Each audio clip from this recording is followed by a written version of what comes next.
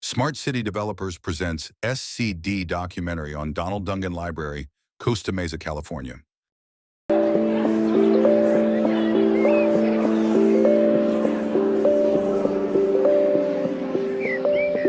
23,000 square foot library and 1 acre park will become a vibrant gathering place for families.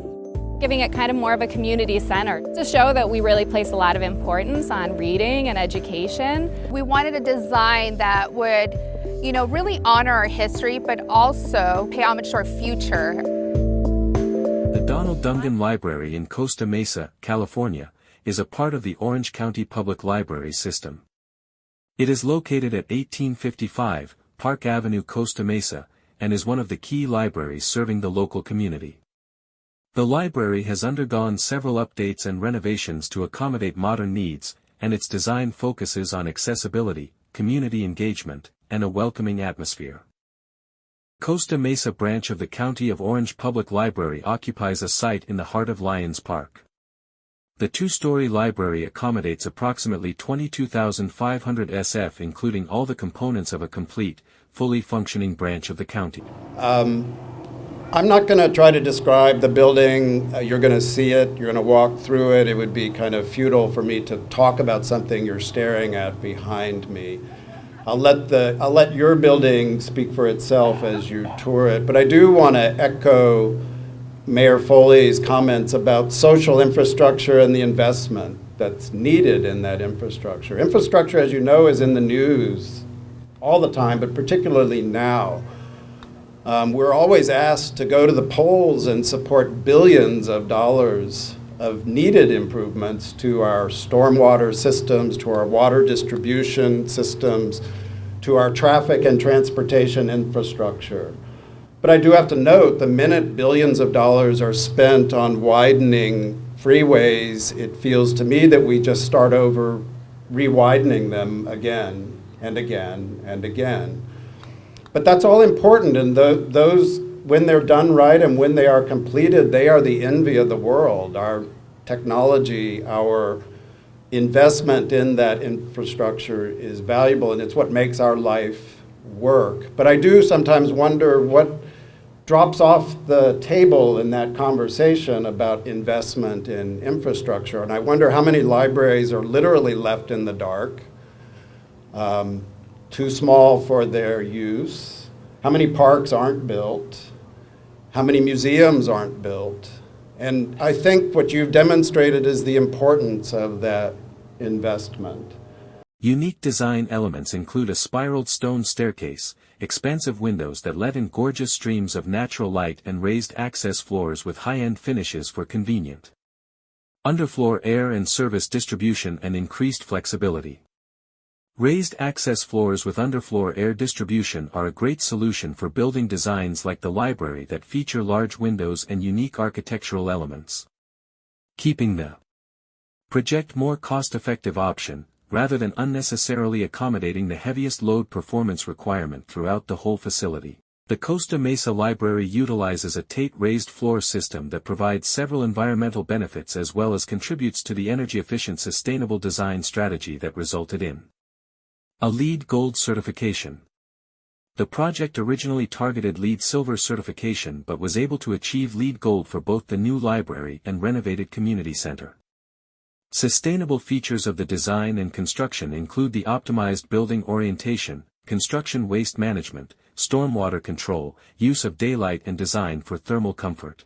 Lighting: the building is encased in concrete plaster, which creates a luminous, white surface reminiscent of mission-style architecture, with light porcelain printed tiles encircling the perimeter of the structure adjoining the concrete to the ground. The designers sought to apply these humble materials to a large scale to give the civic building a sense of recognizable stature to a community familiar with California missions. We try to think about what makes the place. And really the people that moved there and populated there were really smart, engineers who were the backbone of the aerospace industry and the aircraft industry. That's what made California really hum and grow. These kind of soaring canopies. They really do recall kind of flight. It's certainly not just about form follows function. What was interesting to us was the confluence of that kind of vocabulary of shape and form with the other driving force behind Southern California. The vaults and the arches and the various shapes that you find in the Spanish Baroque. Thick walls and painted white.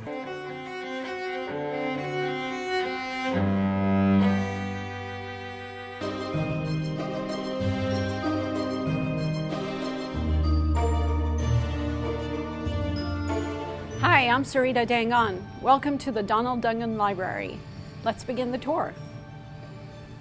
So here we have our foyer where we keep our new books and some of our displays and something called the Lucky Day Collection, which we're quite proud of. It's a collection of books that are super popular, and patrons can come in and find them in the branches, and nobody can place a hold on them, but you have to walk into a branch to find a book that you're looking for that's uber popular, and it becomes your lucky day because you found it. So welcome. We're going to continue on. Here is our service desk where patrons can ask questions and they can get all sorts of good help from our friendly staff. And we also have self-checkout stations, 4 of them, very easy to use, and if you don't know how to use one, we can always help you. And now we're walking into the children's library, which is this beautiful mini playground. This part of the library houses about 25,000 to 26,000 books, believe it or not. A lot of books. Kids get excited about coming here not to just read books, but also play in this wonderfully designed architecture. And there's computers, all kinds of fun stuff. And we're lucky enough right behind us to have the playground, the Lions Playground, which is also very popular. We open the doors and kids come in and enjoy the library when they want to take a break from playing. Here we have our beginning readers, picture books, toddler books on this side of the library. And as we walk past our computers, we're headed over to our upper level books. We have DVDs, audiobooks, and a children's service desk. There's always someone here to help you. And as we leave the children's area, we're going to head out, go past our self-checkout stations. Now there are 2 floors to this library. For those who want to, they can use the elevator, or they can take the stairs. We're going to go up the stairs in just a second. And here we have a Friends of the Library wall. They don't have a storefront, but they do have this wall where they have lots of wonderful books donated generously by our public. We're going to continue on and walk up this grand staircase. You can see the beautiful skyline upstairs, up there. So this entire library is about 22,000 square feet on about 1 acre of land, where we share it with the parks, the playground, and the community center. So up here we house the adult collection and the teen collection. So we're going to walk over to the teen room first. This is our beautiful teen room known as the escape room. Teens come in here to do homework, choose a book, have fun. We also have some teen programs in here and hold teen meetings. As you can see, we've got the tall tables, comfortable seating. It's a very welcoming space. Okay, now we're going to head over to our adult collection. Along this side, we've got DVDs, audiobooks, fiction books, And I'm going to sneak us over here so you can see the beautiful corrals that we have, study corrals that we have along the side of the library, which get quite busy during the day, with a lovely view of the Lions Playground. As we walk down here, to my left is the fiction collection. So we're going to come around and head over to the magazine collection. While we have a lot of print magazines here, we also offer a lot of magazines online on ocpl.overdrive.com. So you can find a magazine there if you can't find something on our shelves. There's also a lot of comfortable seating here.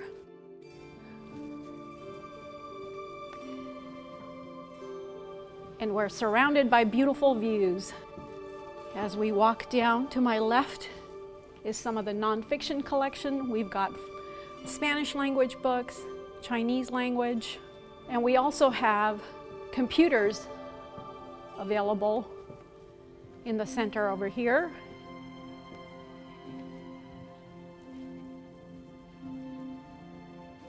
And a laptop kiosk to use laptops in the library. These can be checked out with a library card for use in the library. So we also have 2 large study rooms which are used for meetings to homeschooling. So anybody can reserve a room for an hour and a maximum of 2 hours a day.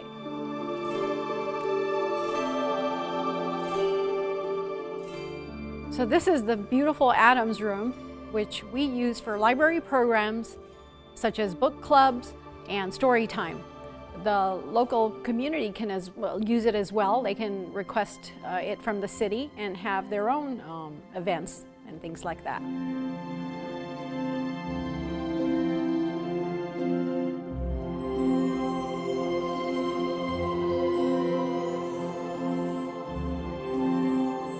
We hope you've enjoyed the tour. We look forward to seeing you in the library soon, and say hi to our friendly staff.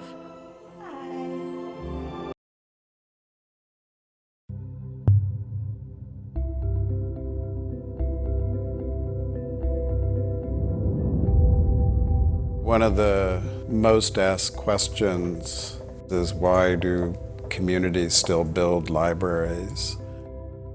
And I think what we have learned in our practice that, yes, books are important and people want to access and be surrounded by books, but that's really only a part of the story. It's really a place to socialize. It's a place to get to know your neighbors. In particular, we try to take the active parts of the library and place them on the ground floor, the noisy parts, a kid running into the library excited to go to story time. But we also feel that there has to be a place in the library for reflection and concentration. The landscape component of the project is probably more important than the building itself. And in this case, the setting actually became the focus of the design effort. So the big lawn area that sits to one side of the library is actually the center of the project.